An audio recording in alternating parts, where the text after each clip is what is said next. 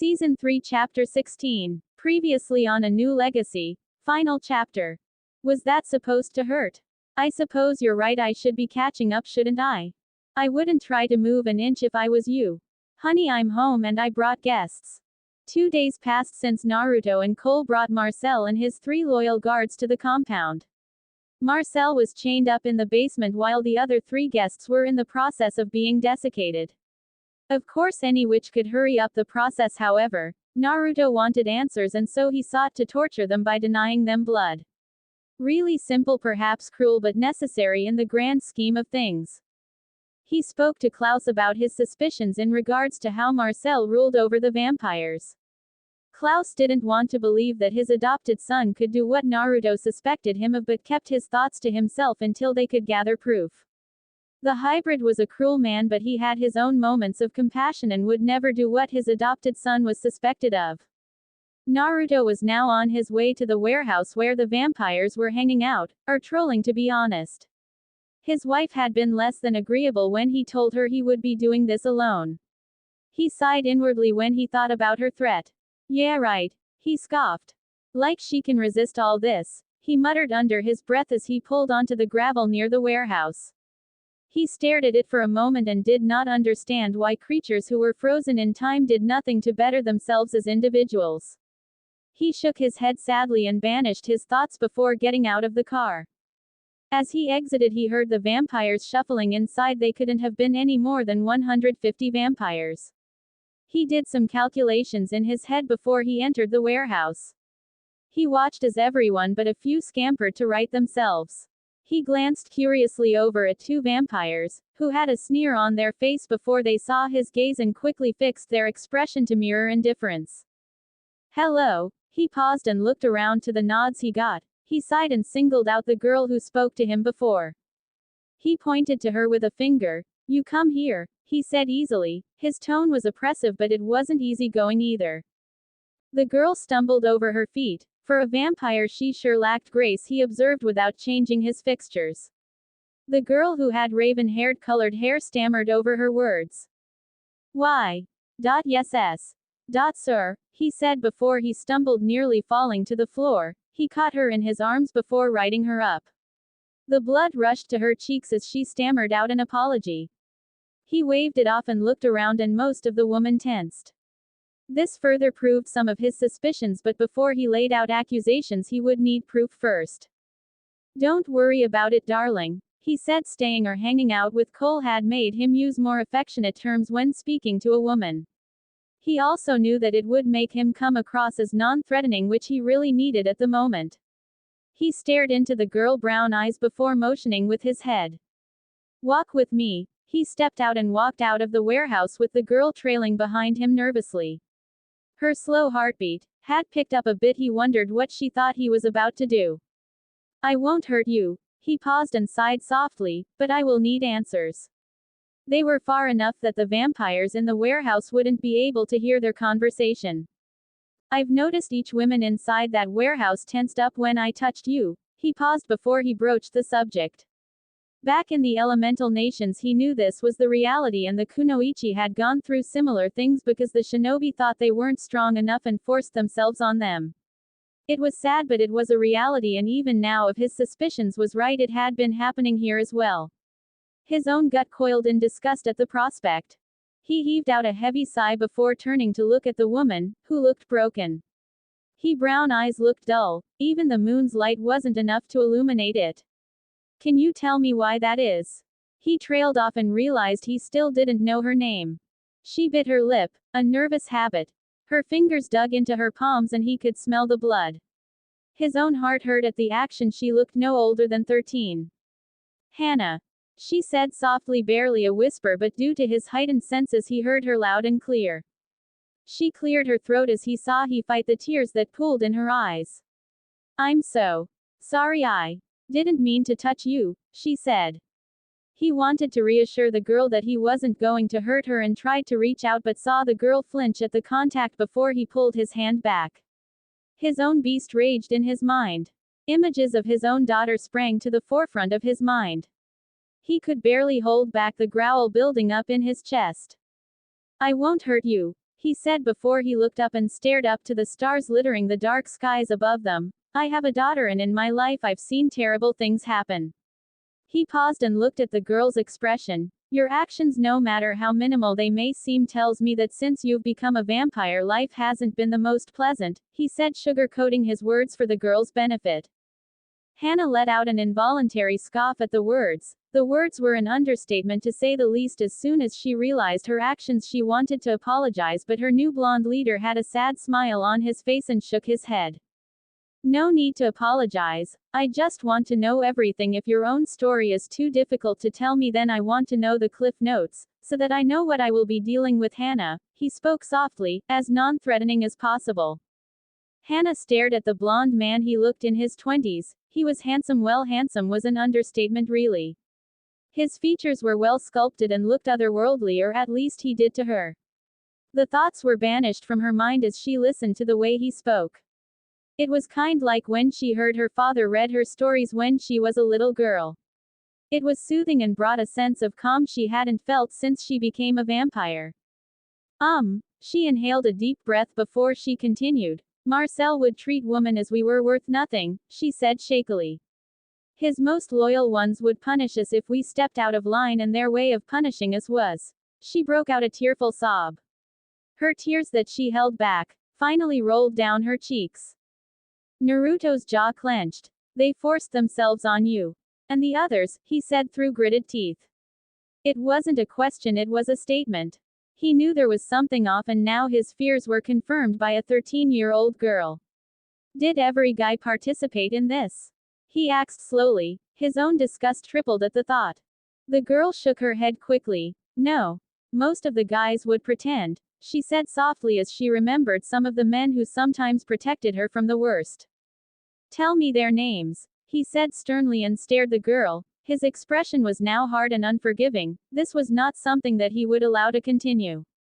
The men would be punished and killed because he would never allow that type of filth near his family, or any women in his family. He held back a shiver of disgust at the images of the women he cared for flashed in his mind. Hannah flinched at the change in the blonde. She thought his anger was directed at her before she processed his last question. Mike, Charlie, Eric, Randall, and the other 3 you already took when you beat Marcel, she rattled off quickly and wrung her fingers nervously. Did I do good?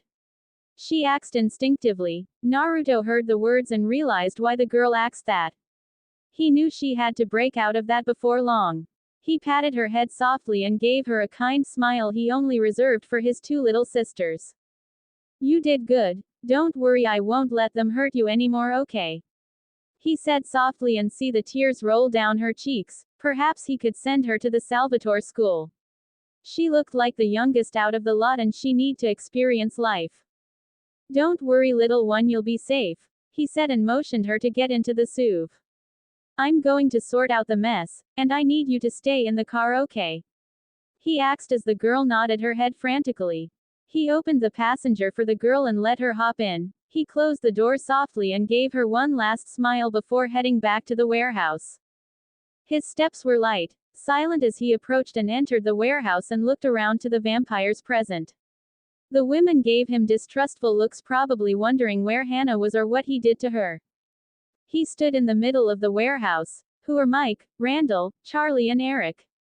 He asked and looked around. The women flinched and tensed at the names while most of the men pointed them out. He saw their faces. He fought back the growl as etched their faces in his mind.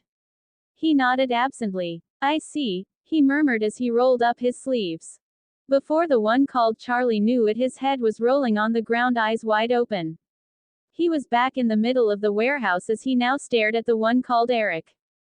I had an enlightening conversation with Hannah, he said. He watched the remaining 3's eyes widen. He was behind Eric in a flash and ripped his heart out indifferently and squeezed the organ until it burst in his hands. The blood splatters colored his cheeks. And I must say, he paused and flashed next to Mike, who attempted to run. He wrapped his hand around his throat, elongated his nails and ripped it, and proceeded to rip his heart out and dropped it to the floor. I am disgusted by it. He saw how Randall attempted to run and made it as far as the door before Naruto caught up to him and placed him in a genjutsu that would make the scum live out his worst fears. The vampire fell down to the ground, clawing at his face, body trying to make it stop. As a father, a husband and a man, he finished and watched Randall scream out bloody murder until he snapped his own neck in attempt to escape the nightmare. Naruto picked up the now unconscious vampire and ripped his head off before throwing him to the side and stared up to the vampires who watched her in fear and relief. The last emotion mostly came from the women. I'm in charge as I said before, and if I catch wind of any of you attempting to do what Marcel encouraged you to do to each other, human or any supernatural being, I will not spare you, he said evenly and took out a handkerchief from his pocket as he cleaned his hands from the blood of his victims. He made a seal-less clone and gathered all the scattered bodies before performing a fire jutsu and watched them burn. The vampires watched apprehensively and now wondered what the hell the new leader was. Hana will be going with me tonight. He paused and looked around. Get some rest and we will go through your assignments tomorrow as well as see whether we can ensure you will not die in the sunlight, he said before exiting. He heard a boy run after him. Sir. He stopped and turned to face the baby-faced boy. I'm sorry. Sir, is Hana okay? He asked nervously, and I guess this was one of the boys that protected her. He patted the boy's shoulder. Don't worry, I'll make sure she sees someone for the trauma she's been through. He paused and looked at him. You can come say goodnight to her if you'd like, he said, and the nodded frantically. After everything was done, Naruto and Hana drove home in comfortable silence. Are you sure you family won't mind me, sir? Hana asked softly as she stared out of the window. You can call me Naruto. Also no, they won't mind, but I wanted to know whether you'd be okay with going to a school for the supernatural, he asked softly. Hana looked stunned. She wasn't aware that such a school even existed. I never got to finish school, she said softly as she wondered whether it could actually happen. A friend of mine has a school in Mystic Falls. It's a boarding school.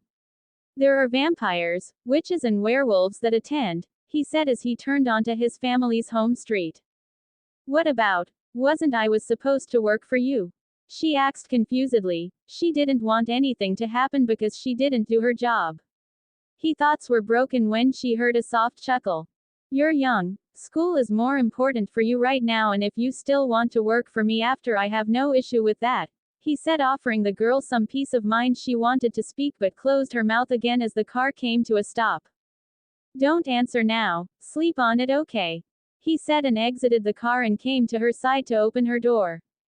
She hopped out and tensed slightly when she felt his hand on her back, but relaxed before long. She allowed him to guide her through the gates and the doors of the large home. Before they took another step, Naruto heard and smelled his wife approaching with an eyebrow raised at the new arrival.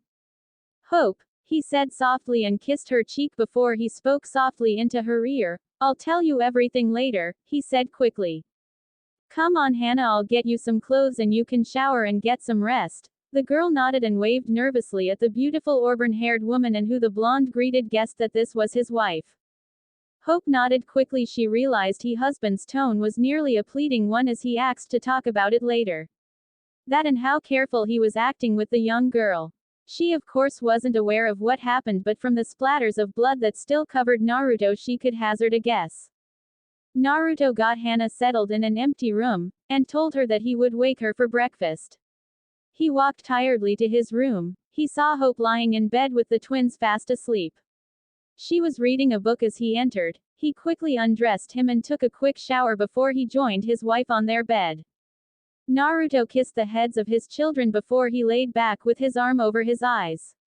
What happened? Asked Hope softly. She barely saw her husband this tired. She was sure something weighed heavily on his shoulders. Naruto let out a heavy breath. The women were abused, raped and punished, he said bluntly. Hope gasped and put her hand over her mouth. Did Marcel? She stuttered out the question. He encouraged it, the bastard. My God, Hope, she's 13. He said angrily and clenched his fists. He tried keeping his voice low.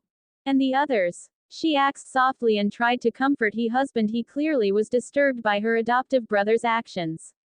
She herself was even more disgusted by his actions. There were others, all older, but she was the youngest, he said, and went on to explain to his wife everything that had happened tonight. He held no detail back as he explained how he made sure those vile monsters met there. His explanation they laid in silence and listened to the calm breathing of their children. I'm proud of you, she said softly and leaned over and pecked her husband's lips. And if the twins could understand they would be proud of you too, she said sincerely. Naruto gave the girl a nod. I never want that to be our daughter, he said softly. Me neither, babe. Me neither, she said gazing at the sleeping daughter and the content smile that was on her face. Season 3 Chapter 17. 6 months passed in a flash. Naruto had organized and used the vampires, gave them specific jobs. A few seemed suspicious, however he wasn't able to get the answers he needed from them.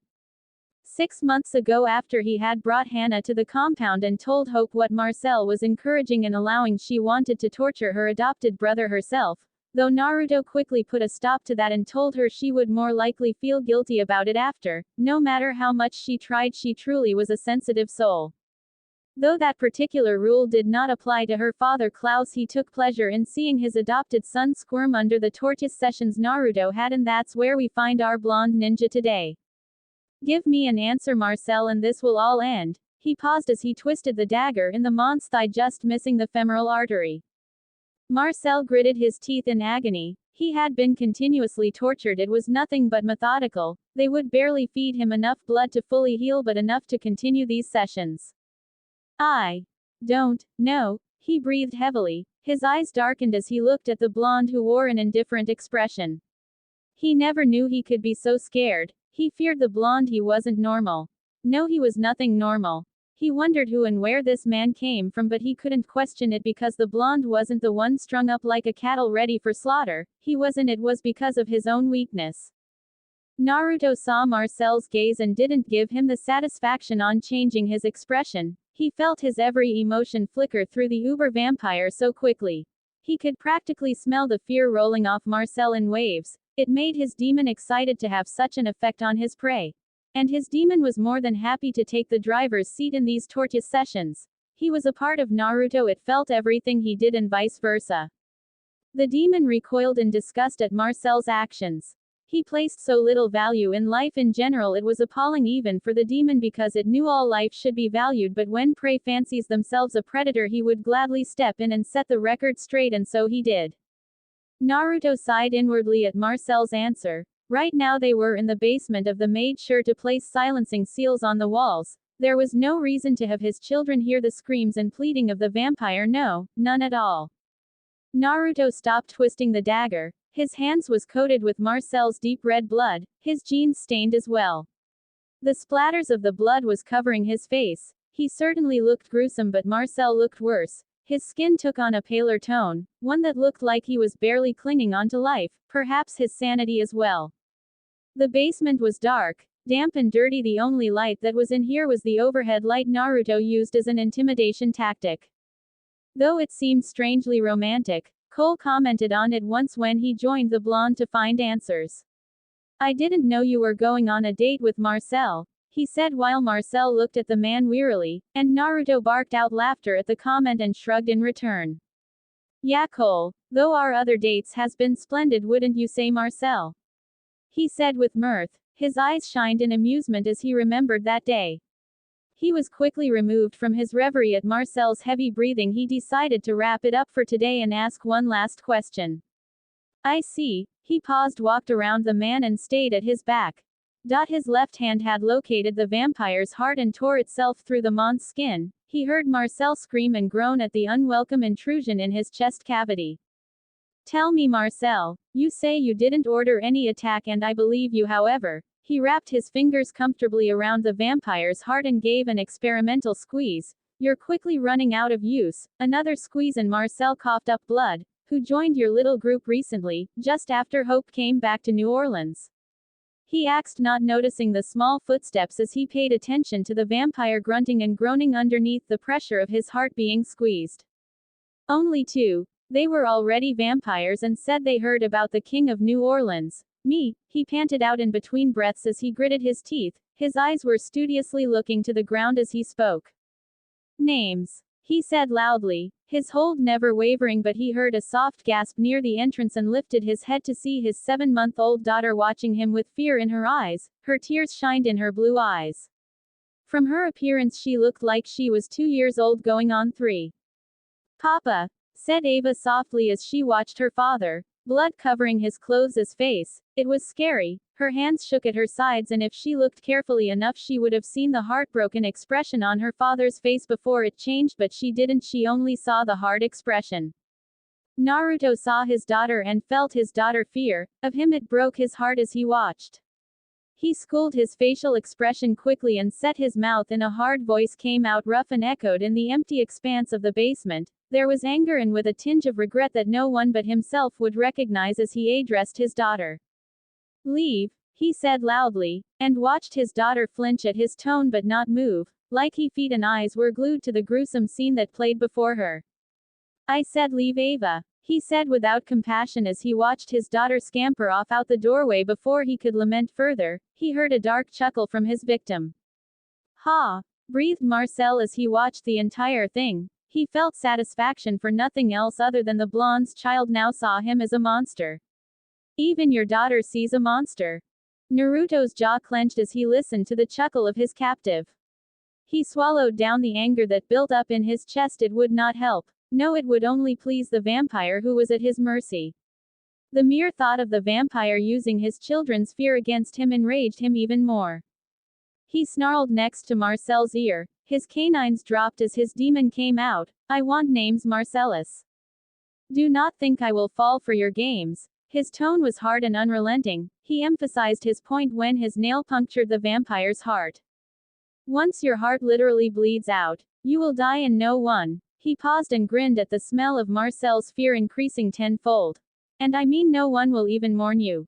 Certainly not Klaus, not Hope, and not even Davina, the girl you saved. So tell me their names before I end your miserable existence once and for all. He all but sneered and growled menacingly at the vampire.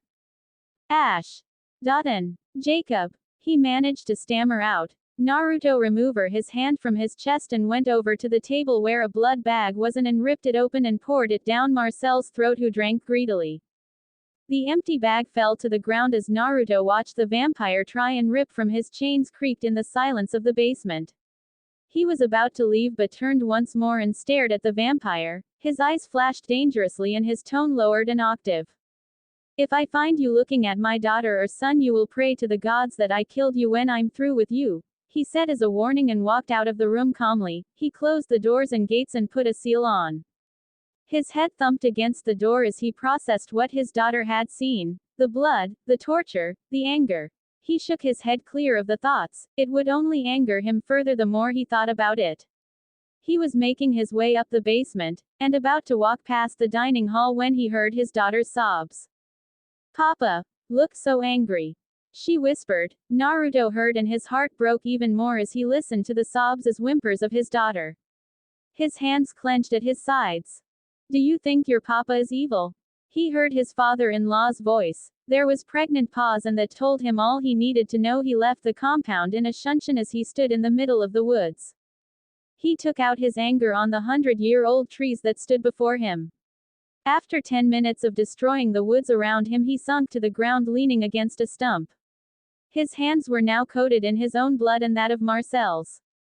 He stared at his hands. He felt regret, not because of what he done to Marcel, because the bastard deserved worse in his mind, and if he didn't need any more answers he would end the vampire's existence in a heartbeat. No, he felt regret because his daughter feared him. She could say she didn't. Words lie, but emotions can tell you the truth, and the truth being that she was afraid of him. He didn't know how to fix it. He sighed and looked up to the rapidly darkening sky above him. He didn't know how long he was sitting here, but it was probably a couple of hours.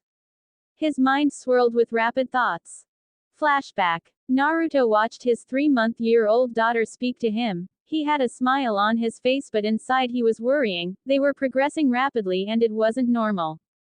Are you listening, Papa? She crossed her arms like a 5-year-old who hadn't gotten her way. He shook his head away from the troubling thoughts. Of course I am, Princess. Please go on, he said with a soft smile. In the corner of his eye he saw Hope standing with her arms crossed across her chest, chewing on her lower lip worriedly. It was a common occurrence. While aimlessly chat his ear off, Eli would sit quietly and smile, nodding his head appropriately. He barely said much, but Naruto knew the boy was a quiet one. He would observe his surroundings with a critical eye. When his daughter finished up her story, it was bedtime. He looked at Eli, who tilted his head in question and smiled at him before giving him a hug. "You worry too much, Papa," he whispered, only audible to him and Eli. Naruto's features changed at the words before he patted the boy's head affectionately. "I'm your father, it's my job," he said softly. He watched the boy's expression falter before he nodded and carefully got off the bed without any help, but then held his hand out for his sister. They started walking at 2 months, skipping the entire crawling stage. It was astonishing yet scary to see. Hope feared that they wouldn't live long if they continued at this pace.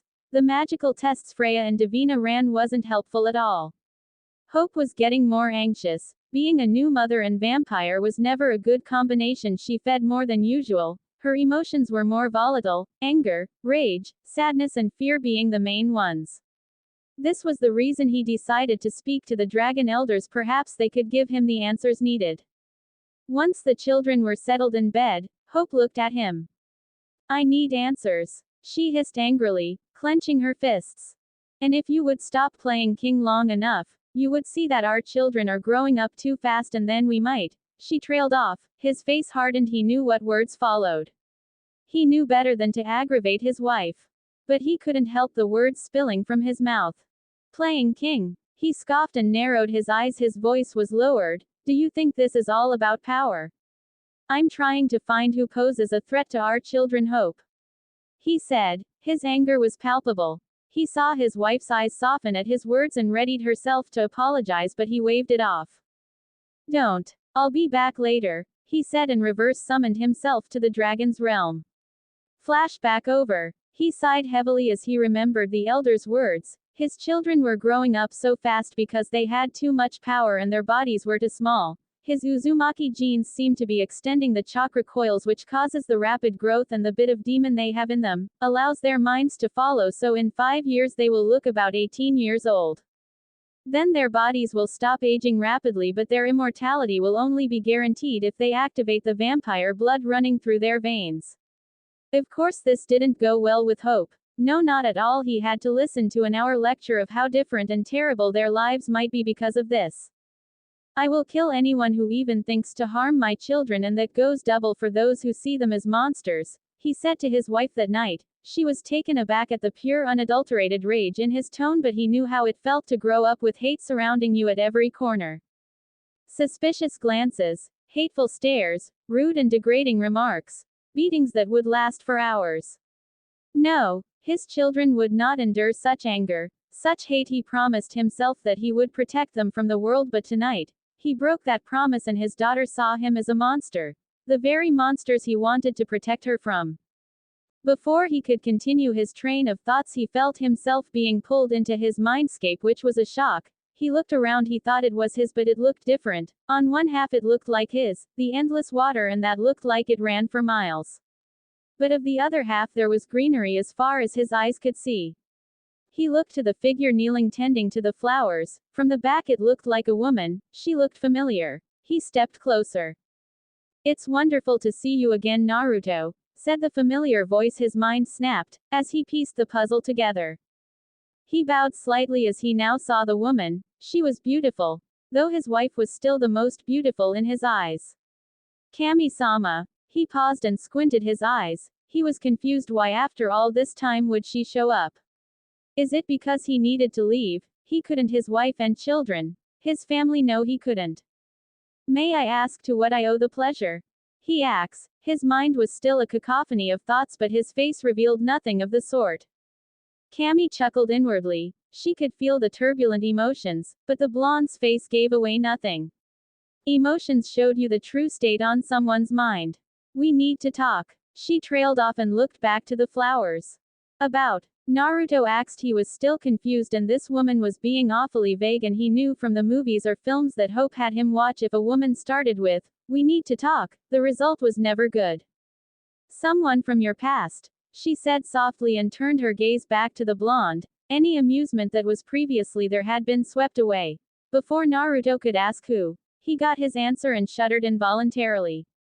Orochimaru. Season 3 Chapter 18. Naruto sighed heavily as he looked at Kami. His face looked tired, his shoulders dropped slightly, there was still obvious tension in his stance. As soon as the name was uttered he wondered what the hell that pedophile wanted now. How? He breathed out, and controlled his rampant thoughts. It would do no good assuming before finding all the information. Wait. He paused holding a finger up to Kami who found him somewhat amusing, and didn't bother to rectify the boy. She knew he fought a heavy battle a few months ago, losing some of his tails. Though he was still powerful, he was focused on ensuring his family was safe from enemies. Yami took a liking to the boy. Actually all her sisters did. They felt his will, his love, devotion to those he loved and anger but mercy to his enemies. He prayed for each of them as they fell by his hand. Never prolonging their death longer than necessary, he didn't revel in the hunt. His demon only acted against crimes against humanity. True monsters who stole the innocence of children. She shook away her thoughts and concentrated once more on the boy who looked no older than 22. The heavy weight on his shoulders. She felt sorry for him. She truly did. Unfortunately gods weren't able to mess in the mortal realm, so it left them to choose a hero, so to speak, and he was fortunate or maybe unfortunate enough to match the description. Kami, Orochimaru isn't in the elemental nations, right? He asked and received a nod from Kami, just as he thought. He wouldn't be called back to the nations to help. They had plenty of capable fighters, shinobi and kunoichi at their disposal. He's here, he asked softly, as he gathered his wits and thoughts. There was no use beating around the bush. He knew Orochimaru wasn't big enough of a threat that Kami would come herself, so he waited, with bated breath, for Kami's explanation. You're right, Naruto. She gave him a small smile. Your thoughts must be racing to get to an conclusion. However, what I will say is this. Has been in the works for a while. She shook her head at how insolent the gods had gotten, how one of the lower gods though he could take her place as ruler. Using the greed of a willing tool to do his bidding. Orochi is a lower realm god. She scoffed the name. He fancies himself stronger than myself, Yami and my sister Tsukuyomi. I rule the upper realms, Yami controls the lower realms and our sister the middle realms. She paused and allowed Naruto to soak in the information. He never knew the gods had positions. Well, obviously, but he though Kami ruled over everything, but you learn new things every day. Orochi feels that his power is not valued enough. Now before you ask, because he is using a mortal for his bidding, we're unable to interfere. But he's trying to find a loophole to be summoned into the mortal world where he knows we cannot fight him. If it was in the god's realm, he would be sealed away for his treachery, she said, anger clear in her tone. I see, his using Orochimaru. She nodded again. Yes, when you sealed Asmodeus away, it opened a time rift. One Orochimaru took full advantage of. He brought himself into this world. And orchestrated the attack on your wife. Naruto was shocked. He though Triad or something else from the Michelson's past was behind the attack. Yes, but he didn't succeed. He wasn't able to kill. He trailed off. The horror in his eyes were enough for Kami to know that he realized the true intent behind the attack. Your wife. Kami smiled when she thought of the girl who was literally a miracle. She had endured so much. Her birth, she was ripped away from her parents. Haunted and used by an evil spirit. Her mother dying to save her. Her father and uncle sacrificing themselves so she could live. And even now when she finally pieces together her family and gained a new one. The world was trying to rip it away from her once more. She's a miracle, you know, she said with a glint in her eye. Naruto recognizes it and a bright smile worked itself onto his face. And I thank you every day for giving me the opportunity to meet her, he whispered softly. Kami shrugged as if to say, wasn't a big deal. He chuckled at her actions before his face changed again. They wanted to use her to summon Orochi, use her strength. He asked knowingly. Kami sighed heavily and put her hands behind her back, clenching her fists tightly. Yes, she gave him a one-word answer and it was enough. She watched the boy's shoulders sink further. She could feel his anger, despair, at the call of another battle. I can't let them have her. He shook his head violently. She's my wife, the mother of my children. His jaw clenched, his eyes flashed into the magenta rinnegan he acquired. What do I need to do? He asks. His tone was indifferent. He swallowed his fear for his wife, and compartmentalized it. Of course he knew he needed to share this revelation with his family. Hope would be angry at him if he went fighting alone. He wasn't able to leave her or his children by themselves. Logically he knew he wasn't able to die permanently. He'd be reformed in a few years, but having his wife and children suffer was not an option. I need to fight and eliminate the threat, she said without any preamble. She felt sorrow that he wasn't even able to enjoy a year of parenthood before he was thrust into a battle that was meant for the gods. My sisters and I have discussed this and we feel if the... She trailed off, not able to look into Boy's eyes that bore into her. For the first time in thousands of years she felt helpless. Unable to stamp out the threat. But gods had rules and those rules has been bent but nowhere yet broken enough for her to destroy Orochi and his followers or follower. I don't need anything, just tell me if Orochimaru finds another way. What can I do to make sure this lower god is erased? He said with a tone that was surprisingly even, his rage bubbles in his gut. His beast clawed at him. Knowing their mate, the soulmate, the other half of their souls was in danger, it was not something him nor his beast would ever allow to come to pass. No, said Cammy loudly. She raised her voice, and it echoed in the empty expanse of the mindscape that was linking her and Naruto together. What? She waved him off with her hand raised and effectively stopped his rebuttal. This is necessary, Naruto-kun. She lowered her voice. Her eyes showed her unyielding resolve for him to accept what she was about to offer. My sisters have discussed this and we have decided to gift you the eyes of the Uchiha. She paused and saw the disdain at the name on the blonde's face but continued undeterred. You will be the second person who had acquired it. Your deeds in this realm, as well as the other realm, has given us more than enough reason to gift it to you. Naruto's breath caught in his throat. If he was right in his assumption, he knew what Cammy was referring. Rinne Sharingan, he whispered under his breath. Cammy nodded. Yes. It will give you the ability Obito Uchiha had. She took a step closer to the baffled boy. Kamui will be necessary in your fight. It drains chakra, but it will allow you to bring Orochi and Orochimaru to our realm, to where they would be judged if the worst comes to pass. She put her 2 fingers against Naruto's forehead, and whispered some language Naruto never knew nor recognized. Before he could question her, he felt an awful, intense burning behind his eyes. Aarrrhg. He dropped to his knees under the pain. His breathing became heavier. He attempted to open his eyes, but it burned, like he was being blurbed by the strongest fire jutsu.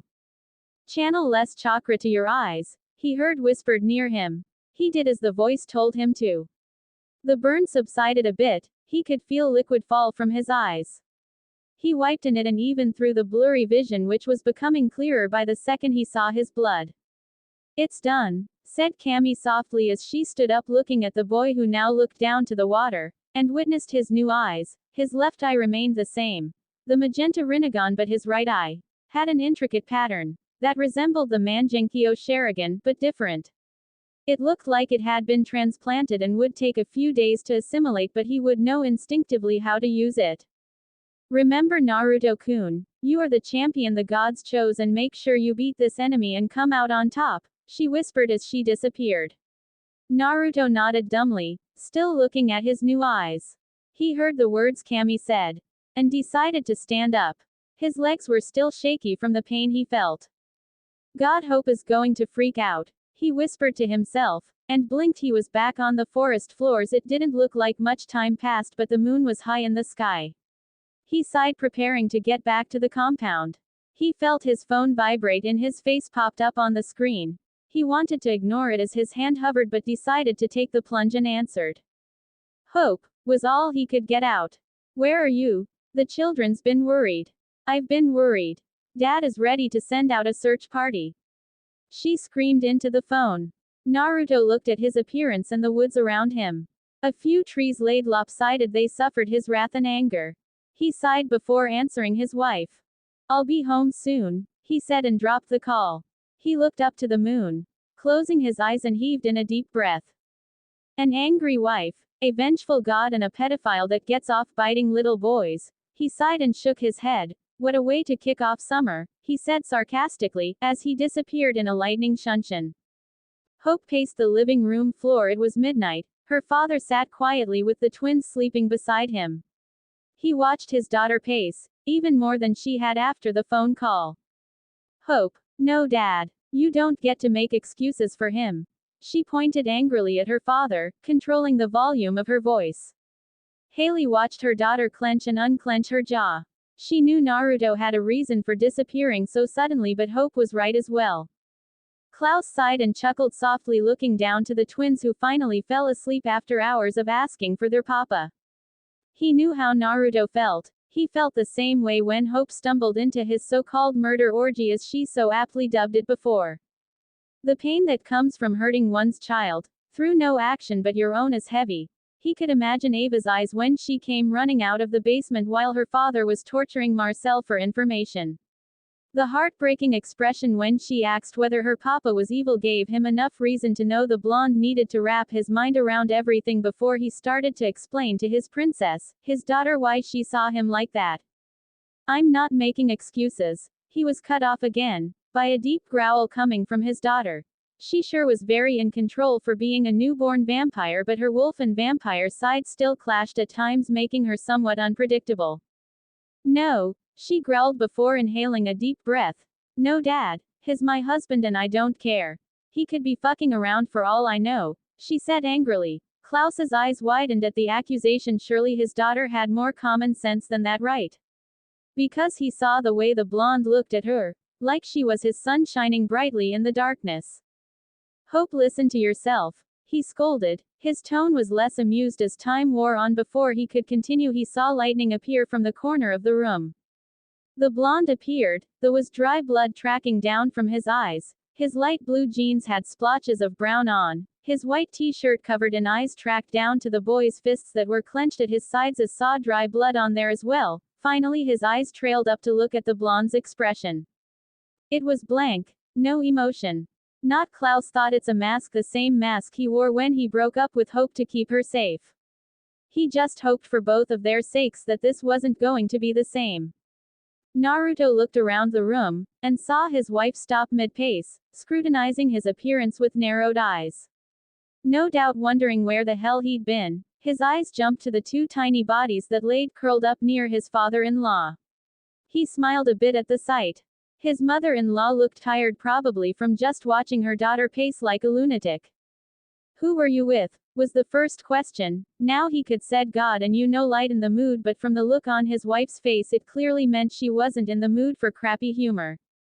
What do you mean? He asked, trying to gauge what his wife was thinking. Who is she? She said lowly. Naruto shot a confused look to his father-in-law, who merely shrugged and rolled his eyes. Haley had the same expression, as could deduce that Hope thought he was with another woman. It was laughable really, and the funniest thing he heard tonight, so he couldn't help the laugh, the bubbles from his throat. Hope sped up to him, nearly delivering a very hurtful blow, but he caught her wrists and sobered up from his laughing for when he saw the tears in her eyes. I wasn't with any woman. Well, actually I was, but that's besides the point. We need to have a family meeting. I found out more information that's helpful to our current situation, he said, more to Hope than the rest. In seconds Elijah, Cole and Rebecca joined them in the living room. He assumed Davina and Keelan was upstairs, because Freya came walking down the stairs at her own pace. He kissed Hope's forehead and whispered so that only she could hear, "We'll talk about why you think I'm unfaithful later," he said, a bit angry at the assumption but tickled pink by the ridiculousness of the assumption. Hope narrowed her eyes and gave him a brief nod before moving away to sit near her children, having enough space between them. She saw the hurt expression on the blonde's face but ignored it. Naruto, to his credit, erased the flash of hurt he felt nearly a second after it showed. He looked towards the rest of his family. They had come so far. He loved each one and would do anything to keep them safe. His eyes trailed to the tiny bodies who slept fitfully, in a deep sleep. He guessed Hope put a spell on them or something, because they never slept so deep unless something was troubling them. So I had a interesting visit on my stroll through the woods. He paused. He didn't know how to phrase it, so he just sighed and plunged into it like he would anything was not the time to beat around the bush. I was pulled into my mindscape by Cammy. The same Cammy that gave me a second chance and sent me to this realm. He looked at the shocked faces. Particularly Elijah and Cole. Klaus, Haley, Rebecca, Freya and of course Hope knew how he came here and the exact reason. What? Spluttered Cole as he looked to his siblings who neither looked shocked just pensive. Elijah was the only one who shared his shock but hid it under a mask of curiousness. Cole, said Klaus warningly. His brother had a tendency from going off topic. He wondered what could be so important that God herself deemed it necessary to visit his new son. Hayes, an enemy I fought before has come into play, someone I knew from the elemental nations. I could beat him but he's a tricky and sly opponent. Just like a fucking snake. He muttered angrily. Orochimaru is his name. I fought once when I was 12 and he nearly killed me. Of course I wasn't as strong then as I am now. Every other fight that we fought he managed to get away by using my team against me. He paused, his eyes landed unwillingly on Hope as he spoke. He tore his eyes away. However, this time there seems to be a much bigger picture. Wait, how does this factor into Hope's incident? Asked Haley, confused. The incident was planned, he said. But I didn't die. Well, I did technically, but our children are safe. Hope interjected. Naruto sighed. Yes, but that's what they wanted. They wanted you to die. They wanted you to activate your vampire side. He stood up from his seat and poured himself a bourbon. He drained it in a second and poured another. Everything went according to their plan. They knew I would send you away and stay to kill those who harmed you. Our children. They wanted you to become a full tribrid, he said evenly. His eyes never left his wife's. The glass in his hand was empty as the silence stretched in the room, only accompanied by breathing. Hope clenched her fists in her lap. Her blue eyes bored into her husband's. She saw his grip tighten on the tumbler glass he held in his hand. Why? She asked softly. She flinched when she heard the glass crack underneath her husband's grip. Naruto felt the glass crumble underneath his grip. His jaw clenched and unclenched for the millionth time that day. His anger simmered once more, renewed as his beast felt the need to protect their mate. Power, Hope, he said through gritted teeth. Power to summon a god. Season 3 Chapter 19. Naruto Pav. After explaining to the family the danger we might be facing, ideas were hurled. Disagreements broke out. The most obvious one was making sure that the enemy didn't get what they wanted, which is my wife. Hope vehemently refused to go into hiding while everyone else put their lives on the line for her. No, I said, number. I will not turn tail and hide while everyone fights. This evil, she said angrily. I sighed and looked to my children who still slept throughout all the noise. All right, let's call it a night. Clearly we're not getting anywhere, I said to the room. Klaus shook his head at his daughter's stubbornness, and blurred out of the room, followed by the rest of the family. All right, it's late, we should get the little ones to bed, I said quietly, picking up my daughter, who barely moved as I tried not to jostle her from her deep slumber. Hope picked up Eli and we walked in silence to their room. I wondered whether, or rather how, I could start apologizing to my daughter for seeing me like that, because right now she looked peaceful, serene, and probably had no idea that the man carrying her up to bed was the same man who tortured a vampire for answers just hours ago.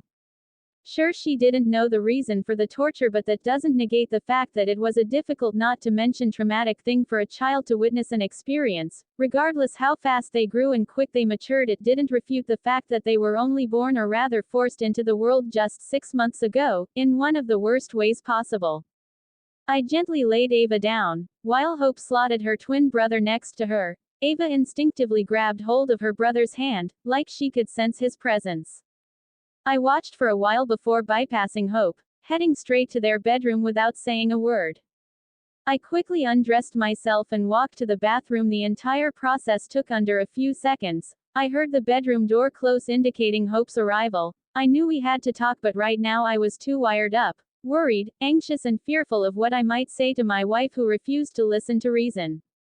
Logically, it made sense to hide her. Take the children and go hide. It made perfect sense, because if an enemy needed what you had, you would take the necessary precautions in securing the object or person, in this case's safety. The warm spray of the shower hit my shoulders and back. I leaned my hands against the tiled wall of the shower, with my eyes closed, enjoying the sensation the warm water had on my tense muscles. I heaved out a heavy breath. not sure about how much time had even passed since I entered the bathroom to try to calm myself. Love is strength, yes. It connects in ways that should nearly be impossible. It forms bonds, familial, intimate, and friendly. Love can often secure loyalty better than any political or alliance ever could, but love can also be one's undoing, having your emotions consume you so much so that you forget to look at the larger picture, creating gaps in your logic that should have been filled, and it could surely cause your demise. So yes, love is strength, but it can also be a weakness, and that's exactly what Orochimaru wants to accomplish, to weaken him, force him to make mistakes, anger no enrage him by using hope, his wife in his plot that could destroy her, and everyone around them. I opened my eyes, and saw the bathroom all fogged up by heat of the shower. Clearly I spent a good amount of time in here trying to gather my thoughts, trying to not fall to Orochimaru's schemes. I grabbed a towel and wrapped it around my waist. Using my hand I wiped away some of the fog that was settled on the mirror and stared at my reflection. The dark circles under my eyes was more pronounced. I hadn't looked this bad since I was a kid trying to outrun and escape the mobs that sought my blood and death. What am I doing? I questioned myself, not expecting an answer. Maybe I was looking for someone else to carry the burden. Maybe I didn't want to be the guy that had the answers. Maybe just for once in my life I wanted to look at someone else for the answers.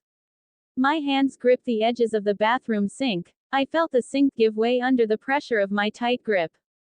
Chakra poured in my new eyes. The same eyes I despised, or rather the clan I despised for using their bloodline to commit atrocities across the elemental nations, to seek revenge, cause chaos and fall into the cycle of hatred, and now I had those very same eyes. The Sharingan fully integrated now with my Rinnegan. The rings of the Rinnegan were thicker, darker, somehow the purples or magenta had faded and gave way to blood red, with 3 tomo in the inner path near the pupil and 3 tomo on the outer path.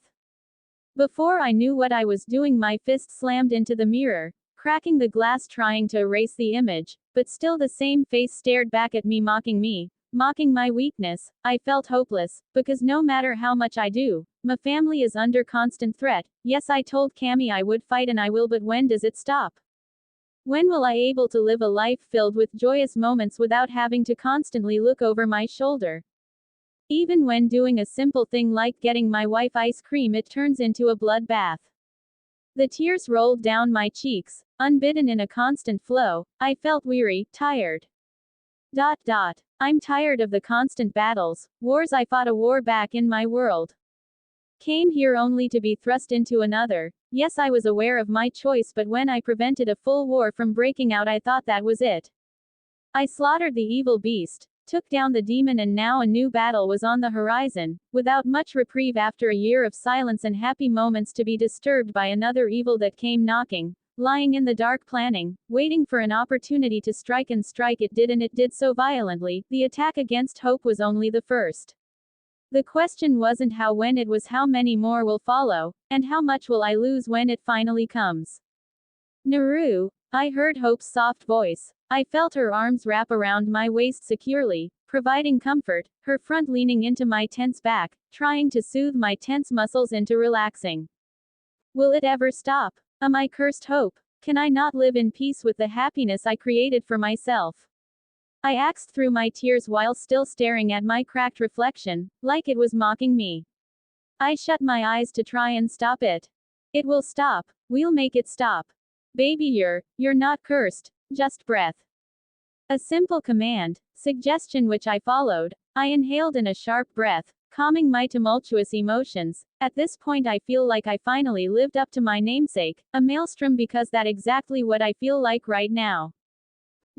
I turned around and hugged Hope tighter, breathing in her scent that hasn't changed even since becoming a vampire. Instead, it added a smell of maturity, I likened to a 200-year-old bottle of whiskey, smooth, gentle yet strong. I inhaled deeply. She felt like my calm in the storm, an anchor holding down my ship in the raging seas. I'm sorry, I didn't mean for you to see me like this. I spoke softly, afraid that even a decibel higher would break the illusion of peace I felt at this moment. Never apologize for that. Never apologize for being human. Even though you're stronger than most, Naru, there are going to be times when you feel that everything is spinning out of your control, and no matter how much you do, It just keeps spinning until you've done everything you possibly can, but even then you feel like it's not enough. So no, don't apologize for not always being strong, because when you feel like everything is too much to bear, I will be here right alongside you to share the weight. Everything you did back then was because you were alone, but not anymore. Now you have me, your wife, so anytime you feel like breaking down, I'll be here to hold you and piece you back together. She finished, piercing me with her steely blue gaze. Her words meant more than she could possibly know, and for the first time in what felt like forever, I didn't feel alone. I love you, I said simply. As I love you. Season 3, Chapter 20. Naruto laid in bed, with his wife's head on his chest after his breakdown last night. They had done nothing but hold each other and whisper reassurances, promises that they would fight everything together as a couple. Hope would not hide while he stood against the enemy. It was something she wasn't willing compromising on. He understood her feelings more than anything, but he was still hesitant in allowing her to partake in any fight. His love for her made him want to protect her. As was the same with his children, he wanted to shield them from the cruel world, from the evil that was no doubt descending upon their family in a rapid pace. But alas, those thoughts and words brought nothing but anger to his wife. She was not breakable, not weak, nor a damsel in need of saving, as she reminded him with a heavy thump to the head. She was a queen in her own right. She garnered respect from her pack and family not only because she was a Mikkelsen, no, she earned that respect by proving her strength in leading. He sighed and felt Hope's breathing pattern change, signaling she was waking up. He looked at the clock on the wall. It was nearly 7 a.m. His children would wake soon, but they needed to discuss the arrangements, because even though he begrudgingly agreed to Hope joining the fight or whichever fight they would take on next, he wouldn't put his children in harm's way. He wondered whether he could send them to Mystic Falls. To Alaric, he was sure the man would keep his children safe. Besides, no one outside of the family knew that their children had already looked nearly 5 years old when in reality they were nearly 7 months old. The growth had afforded them this blessing, so he would use it to its full advantage. "You're scheming quite early in the morning," murmured Hope from her position on her husband's bare chest. She didn't need to open her eyes to know that his mind was filled with various ideas and plots. "Good morning, my love," he drawled sarcastically, earning a nudge in his ribs for avoiding the question. "Good morning. Now do you mind telling me what you're scheming? And it better not be another way to get me away from the battle or any fight. If it is, you can consider yourself a divorced man," she threatened half seriously. Naruto sighed and let out a breath at his wife's threat. He knew that tone. She was serious. In the past he would surely go ahead with his plans, damn the consequences, especially if it kept her safe. Though now he thought twice about performing his stunts, because of the expression he saw on Hope's face when he woke up from that 3-month coma was not one he would like to see again if he could help it. She was heartbroken when she thought he died, just like he was when she jumped into Malivore, and even more so when she arbitrarily decided to jump once more in Malivore without consulting him first.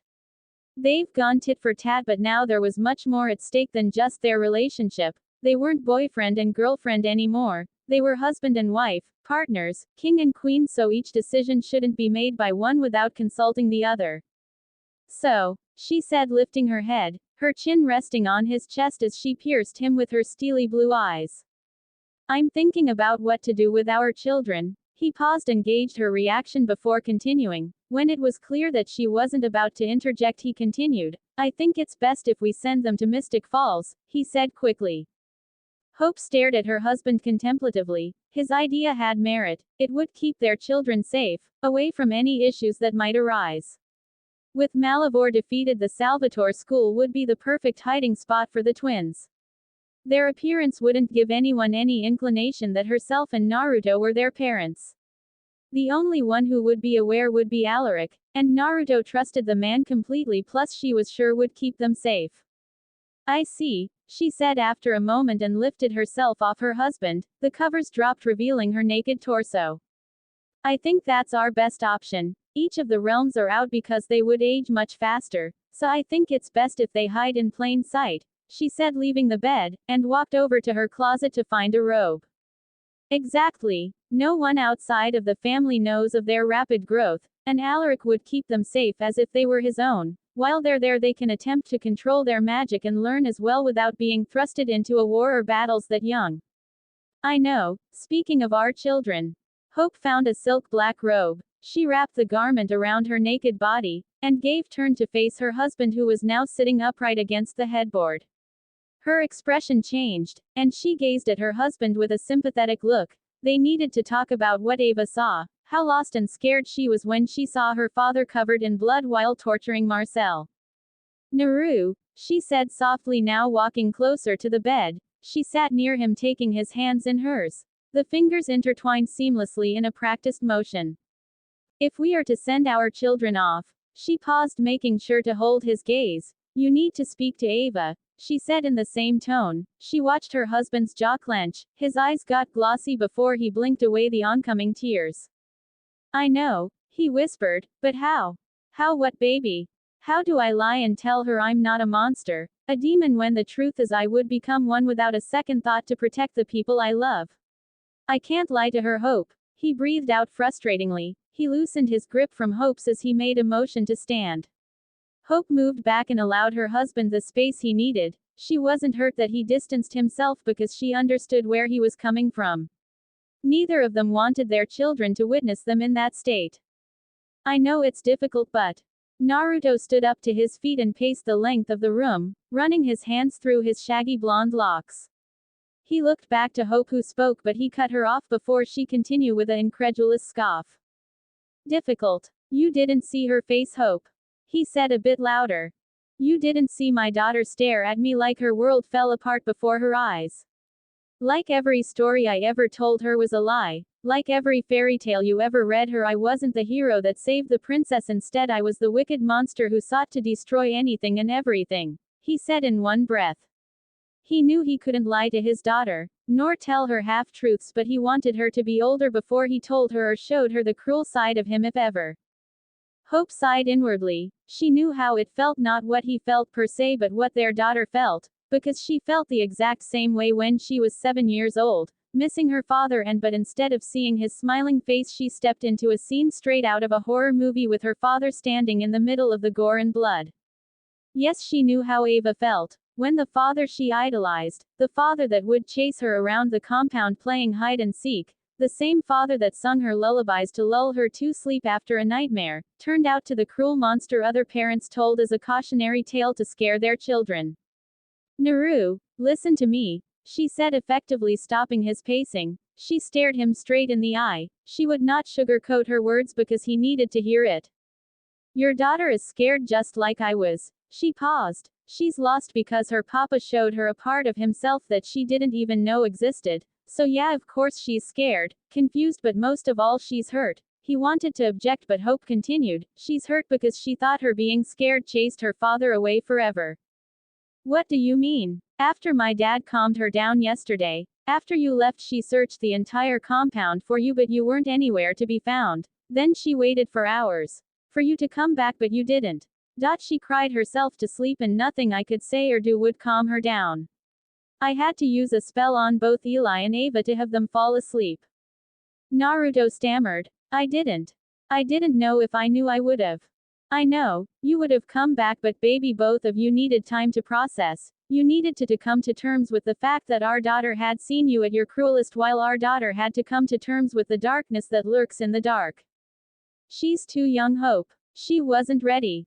And she never would be, believe me when I say that. Each of us had our own way to come to terms with the evil in the world. You more than me, but that doesn't change the fact that it happened and probably would have, if not by you, then by someone else. Naruto sighed and fell down into the armchair across the room. His head fell into his hands as he processed what his wife was saying. She didn't sugarcoat her words. She was brutally honest, so honest that it hurt truthfully. He rubbed his face as if rubbing it would take away his worries and concerns. Just talk to her, okay? Said Hope, and dropped a kiss on his head and left the room, leaving him by himself to go through his thoughts, or at least prepare for his talk with his daughter. This dad thing is really difficult, Kurama, he said to the empty room. Later that afternoon, Naruto found his daughter curled up in the library, next to her brother, who held a book open reading it to his sister. Naruto stared at the scene for a minute. Eli noticed him first and gave him a blinding smile. He nudged his sister, who looked up at him with a small smile on her face. He saw her wring her hands nervously. A tick she picked up from her mother. "Papa," said Eli, happily wanting to bound over to him, but was held back by Ava, who had a tight grip on her brother's arm. "Can I come in?" he asked quietly, looking to his daughter, who was now nibbling on her lower lip nervously. Eli gave his sister a confused look, but sensed her emotions and stayed put next to her, providing her support silently. Ava nodded slowly to her father, and he approached them carefully and slowly, like someone would to ease a wounded animal in security. He sat cross-legged in front of them with his hands in his lap. He stared at his two children, no older than 7 months old, yet they looked like 5 years old. Soon they would look like teenagers, he mused to himself. He sighed softly and gave his daughter the softest expression he could muster. "I owe you an apology, Ava," he started hesitantly. "Yesterday you saw something that as a father I hoped to protect you from, but instead you saw me do something that you didn't think I could do, and for that I am sorry. I'm sorry that I scared you. I'm sorry that I showed you a part of myself that I was afraid you would not love, and I'm sorry that I ran away from it like a coward."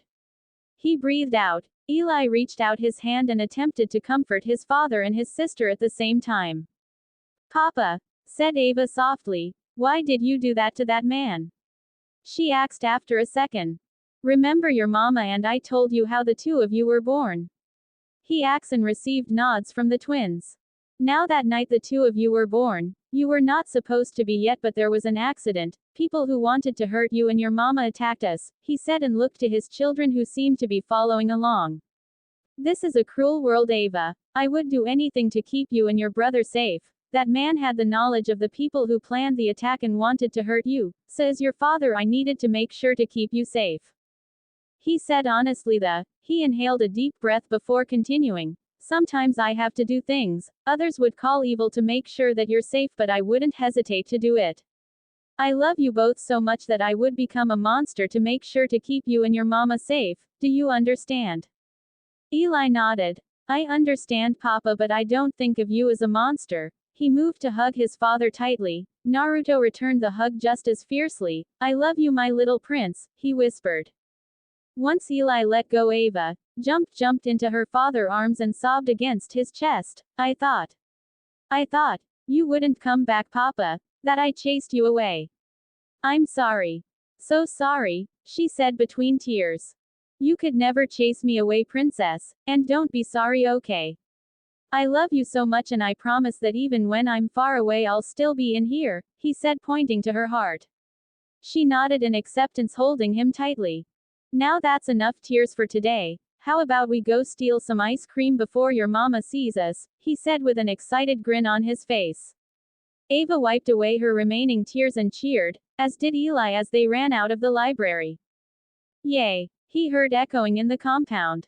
He was about to follow when he was stopped by his wife's voice. "They'll get rotten teeth, you know," said Hope from the door. "I know," he said with a grin, running after his children to try and beat them to the ice cream. Hope stared at the back of her husband, who acted no better than their children. She sighed and muttered with a fond smile, "I married a child.